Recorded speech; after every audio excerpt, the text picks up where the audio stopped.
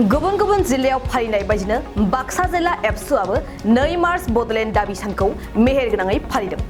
बर' हारिनि सिनायथि रैखाथि आरो थामोनथानि थाखाय बड'फा उपेन्द्रनाथ ब्रह्म दैदेननायाव एबसुआ 1987 मायथाइनि 2 मार्च खालारखालि आलादा रायजो बड'लेण्डखौ सोमावसारजेनदोंमोन। बै समनिफ्रायनो एबसुआ बोसोरफ्रोमबो 2 मार्चखौ बड'लेण्ड दाबि सान महरै फालिबोदों। बेबायदिनो बाक्सा जिल्ला एबसुआ गावनि मावखुलियाव मेहेरगोनाङै बड'लेण्ड दाबि सान फालिदों।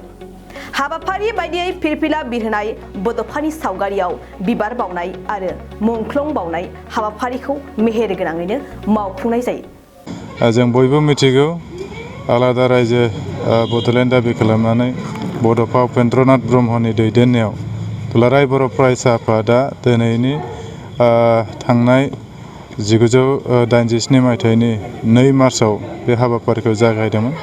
बेवहाय जों नुयो 92 चार्टार अफ डिमान्ड दंमोन आरो बेवहाय 92 नाम्बारा आलादा रायजोमोन आरो बे 91 चार्टार अफ डिमान्डखौ आसाम सरकारा भारत सरकारा गनायैनि थाखायनो बे आलादा रायजोखौ दाबि खालामनो गोनां जादोंमोन आरो बे समनि मोनसे खावलायनाय आरो बे मोनसे समनि खावलायनायाव आलादा रायजोखौ दाबि खालामदोंमोन आरो बेबायदिनो मिरु दुलाराय बर' फरायसा आफादा बिथोन होनाय लेखा जोङो बाक्सा जिल्ला दुलाराय बर' फरायसा आफादाबो मुगानि आगदारि बानेश्वर बसुमतारिनि बे नब्लांनि लांगोनायाव हाबाफारि लानानै बेखौ खुंफुंदों आरो जों आसा खालामदों बे आलादा रायजोनि जि मोनसे सिमां जे बर' हारिखौ गेरेमसा माहारि दानाय बेजों लोगोसे जोंनि जे माखासे मोनथायफोर बर' हारिया बिनि थागिबि जोंखौ दिनैसिमबो बुङो आसाम सरकारनिफ्रायबो बुंबाय थायो बे हारिया नैबे आसाम रायजोनि सा सानजा रायजोनि थागिबि आरो थागिबि हारिनो माखासे जे संबिधानिक मोनथाय बे मोनथायखौ मोनफुंनांगोन आरो संबिधानिक मोनथायखौ लानानै जे दुलाराय बर' फरायसा आफादा माखासे समाव हाबाफारि मावदों आरो गोबां जे आफादफोराबो बे बड'फा उपेन्द्रनाथ ब्रह्मनि बे आलादा रायजोआव बारसोमदोंमोन। दिनै बिथांमोना माखासेया मुंख्लं जाबाय, माखासेया गोथाङै दङ। दा बिथांमोनखौ जोङो सिबिहरो, बिथांमोनखौ खुलुमहरो, बिथांमोनखौ जेब्लायबो मान होनांगोन आरो बेजों जोंनि हारिखौ जेरैखि जाया गेरेमसा माहारि दानायनि सिमां बे सिमांखौ जों लांनांगोन। मानो होननानै बुङोबा माखासे मोनथाया जोंनियाव मोनबाय, 3 एकर्ड जाना थांबाय BSc BTC आरो BTR। बे एकर्डफोरनि गेजेरजों जोंनि मोनथाय जिखिनि मोनदों बेखौ जोङो जाहाथे मोजाङै सामोलो आरो बेखौ जोङो जोथोन लाखिनानै आरो जोंनि माखासे मोनबावनो गोनां माखासे दिनैबो जे जोंनि माखासे मावफुंनो गोनां हाबाफारिया जाफुंजोबाखै बेखौ जेरैखि जाया जाफुंहोनायनि हाबाफारिखौ दुलाराय बर' फरायसा आफादा लाबाय थागोन आरो इयुनावबो लालांबाय थागोन। फरायसा आफादाथ' बेखौ एंगाराखै आरो बेनि कनसेप्टआ मा बेखौ सिगांग्रो क्लियार जाग्रोनाया मोजां। बर' हारिया गेरेमसा जाग्रोनांगोन।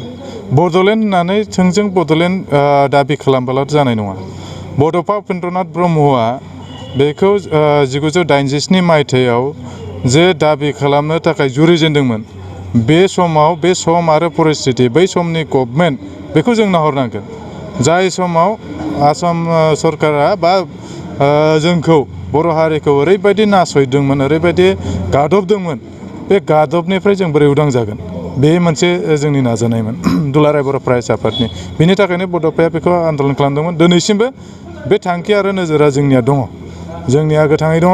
गुबुना गोबां खोथा बुंनो हागौ, नाथाय बिनि स्ट्रेटेजि, बिनि गोनांथि, आलादा रायजोनि गोनांथि, बे बड'लेण्डनि जे गोनांथि, बे गोनांथिखौ गोरबोजों मेलेमजों लजिकेलि माने बेखौ बुजिनांगोन, बेखौ माने जोङो मोनदांजोबनो हानांगोन बबे बिथिङाव दा जिखिनि मोनदों बेखौ जोङो मोजाङै बोरै बाहायो आरो थाबावनाय माखासेखौ जों बोरै मोनफुङो बिनि स्ट्रेटेजिया सिगांग्रो जोंनि मेलेमाव जोंनि गोरबोआव खिलिग्रोनांगोन, बेनिफ्रायसो आलादा रायजोआ जागोन। दा बिनि थाखायनो नैबे समाव गोबाङा बुंनो नागिरो माने खम समाव गोबां आफाद जोनोम जादों, गोबां आफादा बेखौ लानानै दाबि खालामदों।